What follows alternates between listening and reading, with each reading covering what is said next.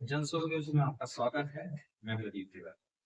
तो आज हम जिस मुद्दे पे बात कर रहे हैं वह है अमेरिकी चौधराहट की हवा निकलना और भारत का अमेरिका के सामने मुंह तोड़ जवाब देना। इस सब मुद्दे पर हम विस्तार से बात करेंगे कि कैसे अमेरिका के राष्ट्रपति डोनाल्ड ट्रंप की टैरिफ प्लान की जो राजनीति और राजनीतिक रूप से जो दबाव भारत पर बनाना चाहते थे वह कैसे उनके ही उल्टे पड़ गया है और कैसे भारत ने इस आपदा को अवसर के रूप में ले लिया और अब विश्व की अनेक अर्थव्यवस्था की एजेंसियां भारत की रेटिंग 7.8 तक की अब बताने लगी, जो कि 6.5 के आसपास रहने का अनुमान था, पर एकदम से बढ़कर 7.8 के अनुमान पर पहुंच गई है।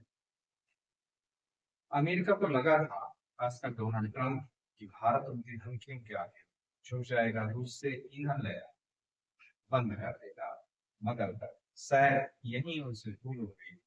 वे भूल गए कि भारत अब 1947 का भारत नहीं है और भारत का प्रधानमंत्री आज नरेंद्र मोदी अचानक से परिस्थितियों के हाथ से निकलती नजर आ रहा है। भारत लगातार अपनी पड़ोसी देशों से संबंध बना रहा है, व्यापारिक उनसे साझेदारी करने ये जा रहा है। अभी हाल ही के नरेंद्र मोदी के जापान के दौरे में बात निकल के आई है कि जापान अगले 10 साल भारत में 6 लाख करोड़ का निवेश करने जा रहा है। वे चीन भी जाने वाले हैं, जहां पूरे विश्व की निगाह उस यात्रा पर रहने वाला है। आज भारत जिस तेजी से बढ़ रहा है उससे पूरा विश्व खतरा है और भारत इतनी जल्दी यकायक कैसे एक सशक्त दावेदार बन गया और विश्व का एक तीसरे नंबर की अर्थव्यवस्था बनने की अग्रसर हो गया, ये उसे पच नहीं पा रहा है। अमेरिका तो वैसे भी अपने आप को विश्व का चौधरी समझता था, वह इससे बचा नहीं पा रहा है। यही कारण है कि वह भारत में दबाव बनाने का प्रयास कर रहा है, जो कि उसके लिए ये उल्टा पड़ रहा है। जहां भारत के लिए विश्व की जानी मानी जो अर्थशास्त्र की एजेंसियां हैं, जो इकोनॉमिक स्पेशलिस्ट एजेंसियां हैं, भारत की ग्रोथ 7.8 रहने का अनुमान लगा रही है।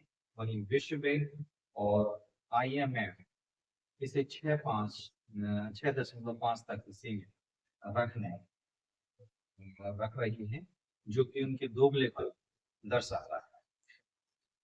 भारत के लिए भी यह समय जो वह आसान नहीं, आपदाओं से भरा है, मगर भारत ने इस आपदा को अवसर के रूप में बदला है और इस अवसर में वह विश्व के साथ अनेक व्यापारिक साझेदारी कर रहा है। विश्व के बाकी देशों से, खासकर जो हमारे पड़ोसी देश हैं, इनसे व्यापार बढ़ा रहा है।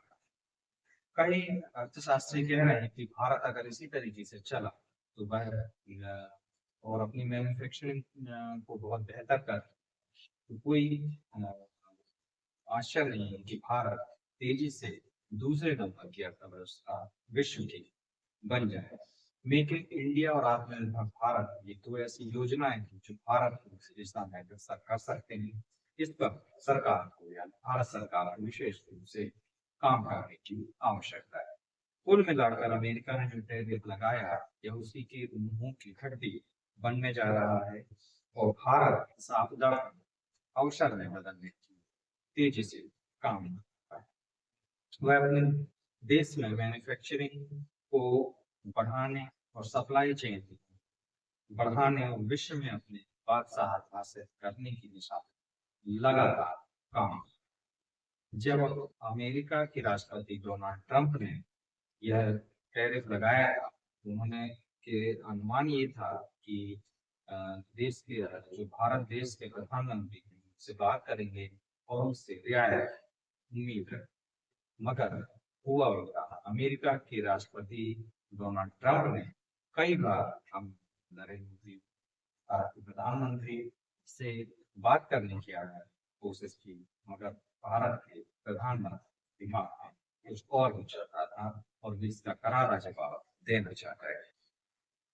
प्रधानमंत्री श्री नरेंद्र मोदी ने न केवल अपने एशियाई सहयोगी देशों, आसपास के देशों, पड़ोसी देशों के साथ व्यापार बढ़ाया है, बल्कि यूरोप के भी प्रभावशाली देशों के साथ व्यापार बढ़ाया है, जो कि कई मामलों में अमेरिका की साझेदारी में है, मगर वे भारत के साथ व्यवसाय अपना जारी रखना चाहते हैं, क्योंकि वे जानते हैं भारत और चीन विश्व के लिए एक बहुत बड़ा बाजार है, जिसे वे कौन नहीं चाहते, जो भी कहीं ना कहीं राष्ट्रपति ट्रंप खटक है।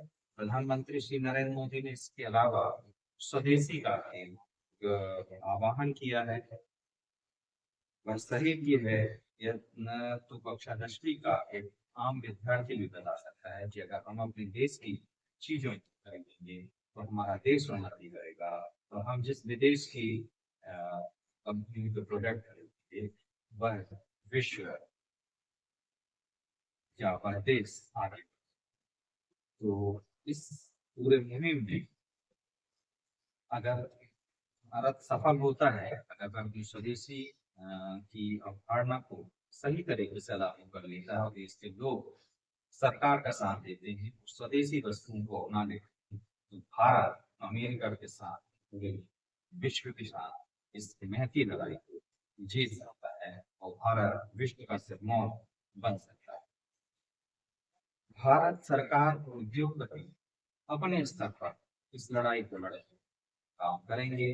देश के लिए मैन्युफैक्चरिंग हब बनेगा भारत, और विश्व के लिए मैन्युफैक्चरिंग सप्लाई का एक बड़ा क्षेत्र भारत निर्माण करेगा। मगर इसमें आपकी और हमारी भी महती जिम्मेदारी।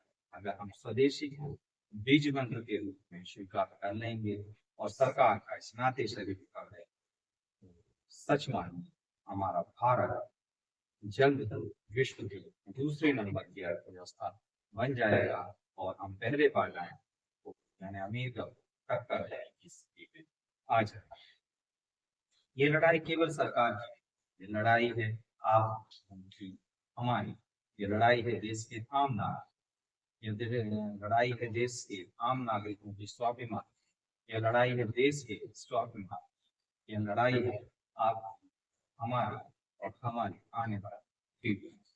इस लड़ाई में पीछे सरकार का साथ और जन सुख की अगर इस तरीके की खबरें और इस तरीके की जानकारी पूर्ण जो न्यूज है, अगर आप इसे सुनना चाहते, देखना चाहते, तो लाइक और सब्सक्राइब देखते रहिए। जन से याद रखें, सच को चिल्लाने की आवश्यकता।